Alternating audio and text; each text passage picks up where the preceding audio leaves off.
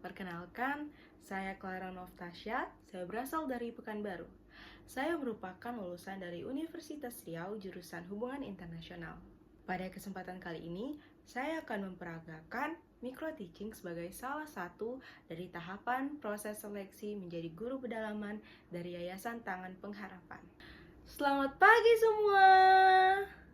Perkenalkan, nama kakak Kak Clara. Sebelum kita mulai pembelajaran kita hari ini, mari kita awali segala aktivitas kita dengan berdoa. Siapa di sini yang bisa bantu kakak untuk bawa doa pagi ini? Angkat tangan, boleh? Kita bangkit berdiri, diajak teman-temannya untuk berdoa. Mari kita bersatu di dalam doa. Tuhan Yesus yang baik, terima kasih untuk berkat-Mu mengizinkan kami boleh hadir di tempat ini untuk belajar. Tuhan berkati kakak yang akan mengajar, berkati kami yang akan mendengar, dan biarlah pelajaran yang kami pelajari hari ini boleh kami ingat dan menjadi ilmu bagi kami semua di sini. Terima kasih Tuhan Yesus. Amin. Amin. Terima kasih Budi. Silakan duduk kembali. Oke.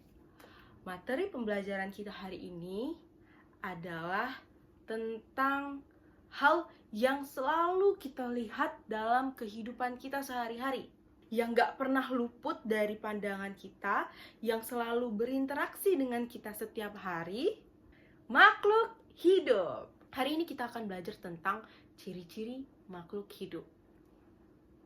Kakak mau tanya sebelum kita mulai pembelajaran kita hari ini ya. Ketika kalian mendengar kata makhluk hidup, apa yang pertama kali ada di pikiran kalian, yang terlintas di benak kalian tentang makhluk hidup? Ada yang mau jawab? Angkat tangannya. Ya, makhluk hidup itu bergerak, benar sekali. Bernafas, benar sekali. Sesuatu dikatakan makhluk hidup kalau dia berkembang biak, benar sekali. Oke, semua yang adik-adik katakan tadi adalah benar tentang makhluk hidup. Sebelum kita mulai ke dalam pengertian makhluk hidup itu, kakak punya gambar dan kakak ingin adik-adik di sini bantu kakak, beritahu kakak yang mana sih makhluk hidup itu dan yang mana yang bukan makhluk hidup. Oke, siap? Gambar pertama. Yang manakah makhluk hidup dari dua gambar ini? Yap, benar sekali. Yang makhluk hidup adalah ikan. Kenapa ikan Nemo ini dikatakan makhluk hidup? Kenapa bukan boneka? Karena ikan Nemo bergerak. Karena ikan Nemo bernafas. Ikan bernafas menggunakan apa? Insang, benar sekali. Nah, dari antara dua gambar ini, yang manakah yang bisa dikatakan sebagai makhluk hidup? Gambar pertama adalah gambar kaktus dan gambar kedua adalah gambar kursi. Betul sekali. Gak ada yang makhluk hidup. Coba dilihat. Iya, yang makhluk hidup adalah kaktus. Benar sekali. Tapi kenapa kaktus yang dikatakan makhluk hidup? Kan sama-sama diam. Coba. Karena kaktus makin besar, Kak, bertambah besar. Benar sekali. Kalau kursi bertambah besar nggak ya? Tidak. Benar. Oke, kita lanjut. Nah, di gambar pertama ini ada, kita nggak lihat tangannya ya, kita lihat laptop dan handphone yang dipakai. Kemudian di sebelah sini ada pohon. Yang manakah makhluk hidup? Pohon adalah makhluk hidup karena pohon bertumbuh. Oke, lanjut. Ini gambar apa ya kira-kira ya? Gambar apa ya ini ya? Gambar robot, dan di sebelahnya gambar artis Korea. Kira-kira dari kedua gambar ini yang mana bisa kita katakan sebagai makhluk hidup? Robot makhluk hidup nggak ya? Siapa di sini yang bilang robot makhluk hidup? Siapa di sini yang bilang artis Koreanya yang makhluk hidup? Sekarang kakak tanya, kenapa kamu pilih artis Korea sebagai makhluk hidup? Karena dia manusia, betul. Tapi kenapa nggak robot? Kan tadi makhluk hidup itu pas pertama kakak tanya, kalian bilang bergerak, seperti itu ya. Robot kan bergerak, tapi dia digerakkan oleh mesin, benar sekali. Nah, terakhir, manakah dari antara dua ini yang merupakan makhluk hidup kira-kira? Di sini ada gambar api. Ayo, di situ ada gambar jamur. Yang manakah makhluk hidup itu? Api atau jamur ya? Jamur. Oke, kenapa api bukan makhluk hidup? Karena dia tidak bergerak. Kan bergerak di tiup angin. Dia tidak makan, Kak. Oke, dia tidak makan. Kemudian dia tidak apa? Tidak bernafas. Oke. Good. Semua jawaban adik-adik itu sudah benar. Nah, sekarang kita akan masuk ke dalam pengertian dari makhluk hidup itu sendiri. Jadi, makhluk hidup itu adalah organisme yang memiliki ciri-ciri kehidupan. Nah, apa-apa aja sih ciri-ciri kehidupan yang bisa dikatakan sebagai makhluk hidup? Seperti yang bisa kita lihat. Yang pertama, kalau dia bernafas, ya. Kalau manusia bernafasnya gimana? Dari hidung ya. Pakai apa? Paru-paru, betul. Kalau hewan ada banyak tuh. Ikan tadi bernafas menggunakan insang. Kalau tumbuh-tumbuhan bernafas bagaimana? Dengan menghirup karbon dioksida dan mengeluarkan oksigen untuk manusia dan alam sekitarnya. Kemudian, memerlukan nutrisi. Memerlukan nutrisi ini dalam konteks memerlukan makanan untuk dia bertumbuh, untuk dia beraktivitas, ya. Kemudian, makhluk hidup itu bergerak ya, seperti yang kakak bilang tadi. Ini semua kita di sini di ruangan ini makhluk hidup atau benda mati? Makhluk hidup karena bergerak. Coba gerakan tangannya, gerakan kepalanya. Bergerak kan? Iya, betul. Kupu-kupu, burung, kemudian angsa, kucing, anjing bisa dikatakan makhluk hidup karena dia bergerak. Ciri-ciri makhluk hidup adalah peka terhadap rangsangan. Jadi ketika dipegang, gerasa kepegang gitu. Kayak kalau tumbuhan, siapa di sini pernah lihat putri malu? Kalau dipegang, dia menguncup. Dia peka terhadap rangsangan. Ya. Kemudian ciri-ciri makhluk hidup selanjutnya adalah tumbuh dan berkembang. Makanya tadi kakak bilang tumbuh-tumbuhan, manusia, hewan itu dikatakan makhluk hidup karena tumbuh dan berkembang. Nggak hanya berkembang menjadi banyak, tapi juga tumbuh dari yang awalnya kecil berubah menjadi besar sampai sekarang.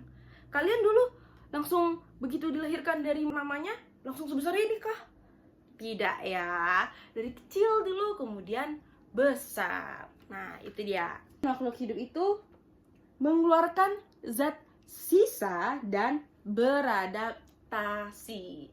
Ya, jadi itu tadi adalah ciri-ciri makhluk hidup. Jadi sesuatu atau ketika kalian lihat ada yang asing nggak pernah dilihat nih sebelumnya, kan?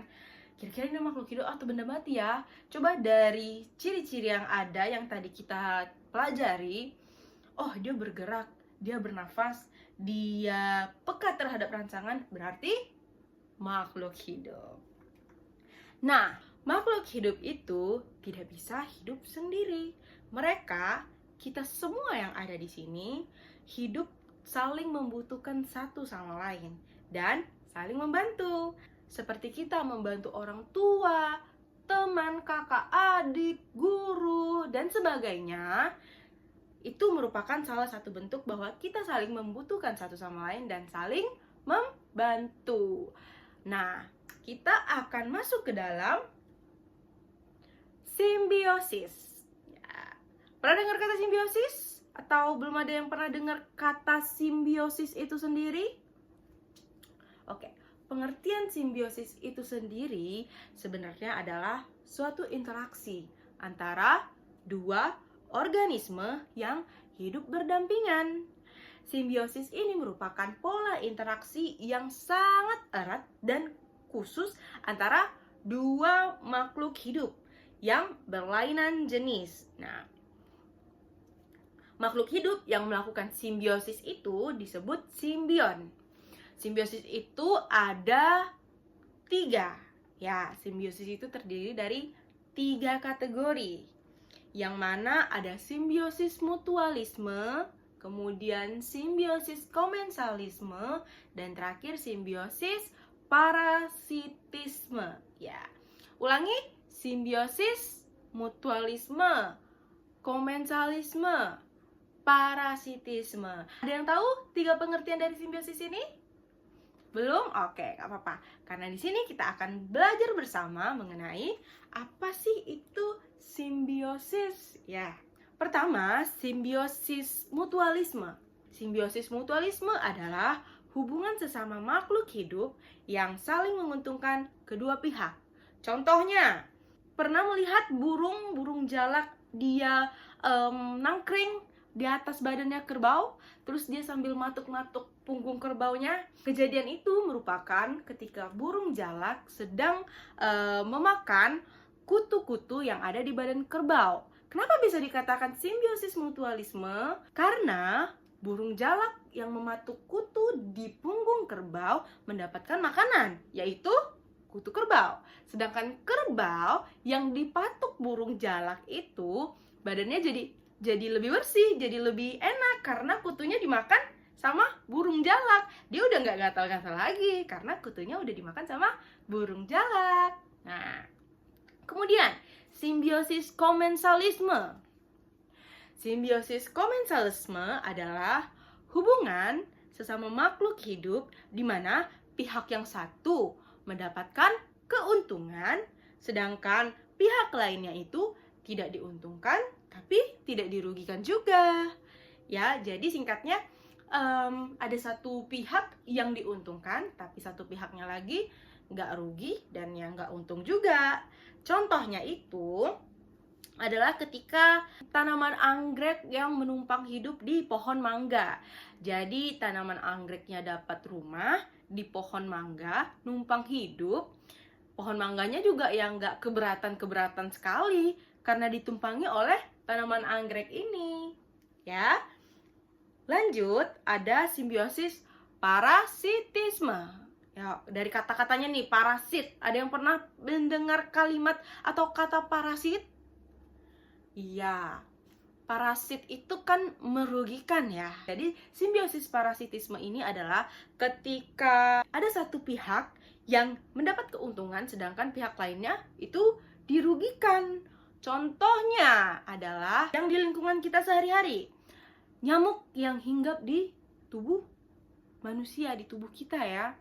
Jadi begitu nyamuk hinggap, nyamuk menghisap darah, nyamuknya kenyang. Sedangkan kitanya gatel. Belum lagi kalau nyamuknya itu ternyata nyamuk demam berdarah. Jadi pas kita digigit udahlah gatel, terus sakit lagi. Sakit apa? Yang disebabkan oleh nyamuk demam berdarah? Malaria, benar sekali. Jadi itu merupakan contoh dari kasus simbiosis parasitisme ya. Kita bisa lihat gambar berikut ini, di mana ini merupakan jenis-jenis simbiosis itu sendiri ya. Nah, oke. Jadi tadi kita udah belajar tentang ciri-ciri makhluk hidup, bagaimana satu organisme itu bisa dikatakan makhluk hidup atau bukan. Kemudian kita belajar tentang simbiosis, yang mana simbiosis itu tadi ada 3, ada mutualisme, komensalisme, dan parasitisme. Kita sebagai manusia harus saling membantu dan hidup rukun serta menjaga alam dan makhluk hidup lainnya. Nah, setelah ini adik-adik boleh mencatat dan mengerjakan soal latihan yang akan kakak berikan. Kemudian ada tugas yang bisa dikumpulkan minggu depan. Nah, kita telah sampai di penghujung pembelajaran kita hari ini. Sebelum kita akhiri, ada yang mau membantu kakak untuk membawa doa penutup pembelajaran kita hari ini? Oke, silakan Tania boleh berdiri, diajak teman-temannya berdoa, mengucap syukur kepada Tuhan atas pembelajaran yang sudah kita pelajari hari ini. Oke? Teman-teman, mari kita bersatu dalam doa. Tuhan Yesus, terima kasih untuk materi, untuk pembelajaran yang kami pelajari hari ini tentang makhluk hidup dan simbiosis. Semoga pembelajaran ini bisa berguna bagi kami. Lindungi kami dalam perjalanan pulang kami. Di dalam nama Tuhan Yesus, kami berdoa. Amin. Amin. Terima kasih semuanya. Jangan lupa tugasnya dikerjakan dan dikumpul minggu depan ketika bertemu dengan Kak Clara. Terima kasih.